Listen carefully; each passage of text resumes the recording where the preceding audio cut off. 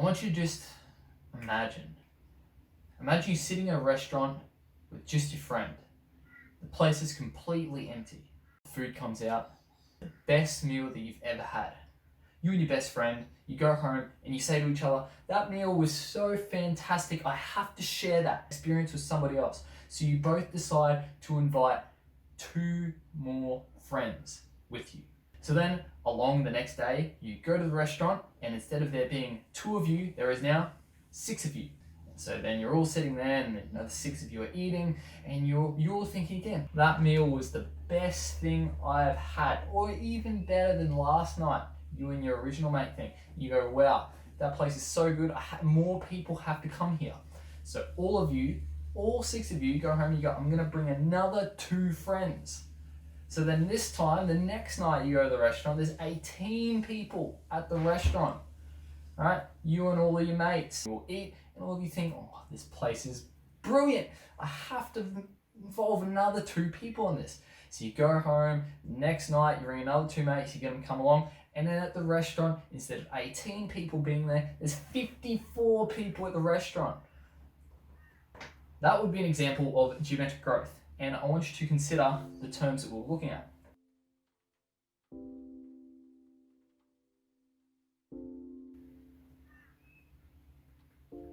Now, if this was to continue, I might say, well, how many people are there going to be the next night? And so you might be spotting a pattern here. Okay, you might go, well, what's actually happening is each night we go, we're multiplying the number of people there by 3.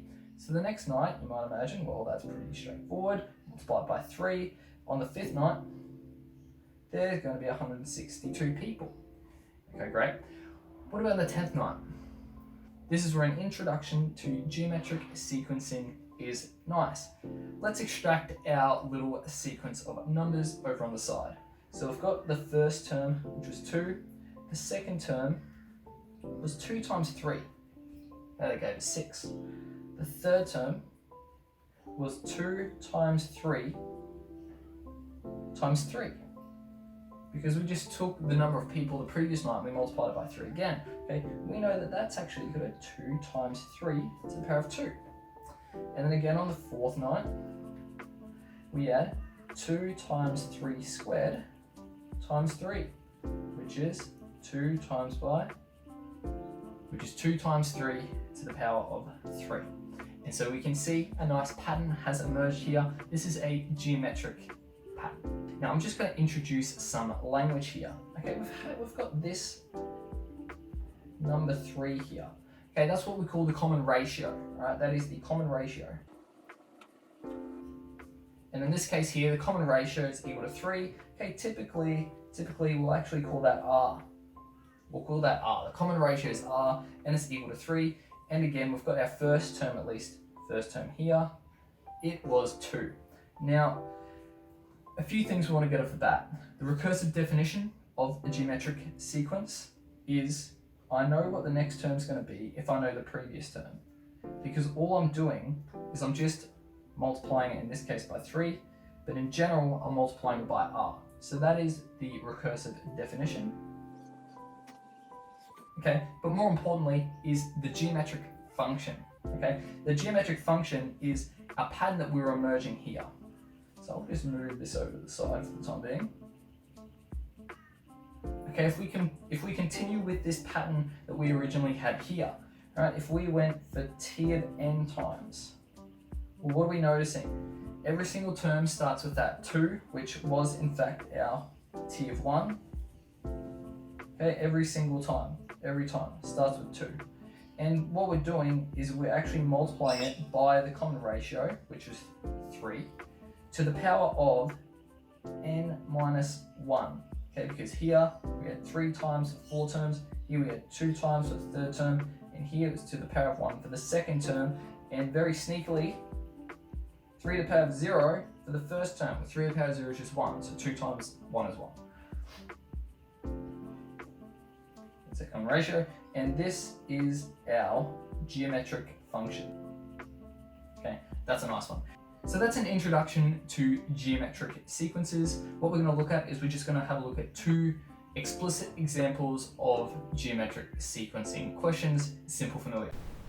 Okay, so here's the first order question. Determine the geometric equation for this number's here. Okay, 6, 18, yada, yada, yada. Well, we can see here that t of 1 is equal to 6. First things first. And we need to find whatever the common ratio is. Well, in order to find the common ratio, you need to do a bit of division here, right? The common ratio, we can see here, we're just multiplying everything by 3. We can see that. But in order to show our working, what we need to do is we set r is equal to t of n plus 1 over t of n. So we select the t of n plus 1, a t of n plus 1 term, and you divide it by a t of n. So you take a term and you divide it by its previous term. So here we could take a term 18, and we need to divide it by its previous term, which is 6. 18 divided by 6 will give you 3. You need to do this twice. The reason being is because it validates that it is a geometric sequence, okay? Not just it just happened to multiply by 3 for those particular two numbers. Okay, so once we've done that little validation, then we can say therefore r equals 3. And we know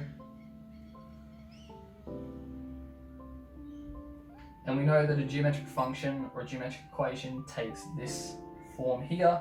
So t of n, if you want to find out the t of nth term, it would be first term, which is 6, multiplied by r, which is 3 to n minus 1. Okay, that would be it. Find the 14th term of a geometric sequence where the first term is 2 and the common ratio is 4. First things first, I know that this is my geometric function, and this is the thing that is definitely going to be most useful to me. I want to know the 14th term. So that's t of 14 in a geometric sequence where the first term is 2. Okay, that's helpful. T of 1 equals 2.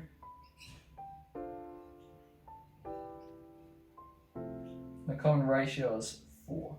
Alright, so t of n is equal to 2 times 4 to the power of n minus 1. So if I wanted to take this for the 14th term, I'd say t of 14 is equal to 2 times by 4 to the power of 14 minus 1.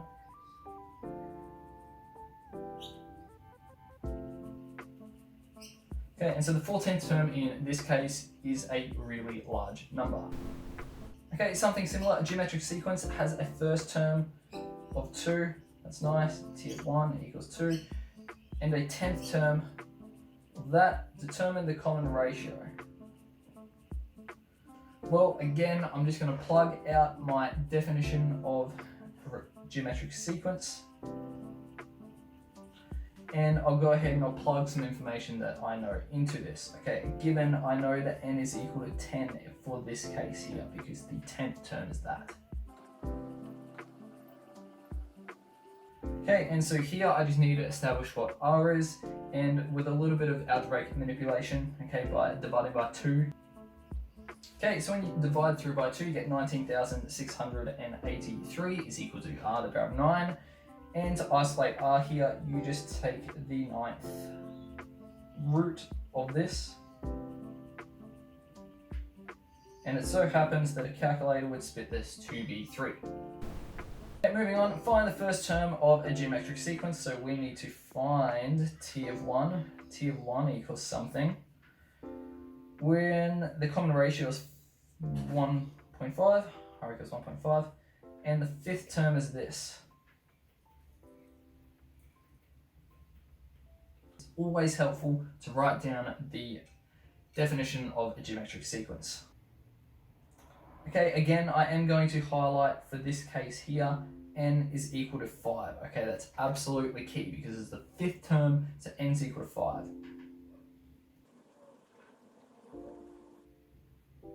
Okay, again, just plugging the information I know into my geometric equation. Alright, and then you would grab your calculator and you would evaluate what this indice is. Okay, and then you would just do division and you'll get t of 1 is equal to 5 and you'll be done. Okay, that is the first term. The first term's 5.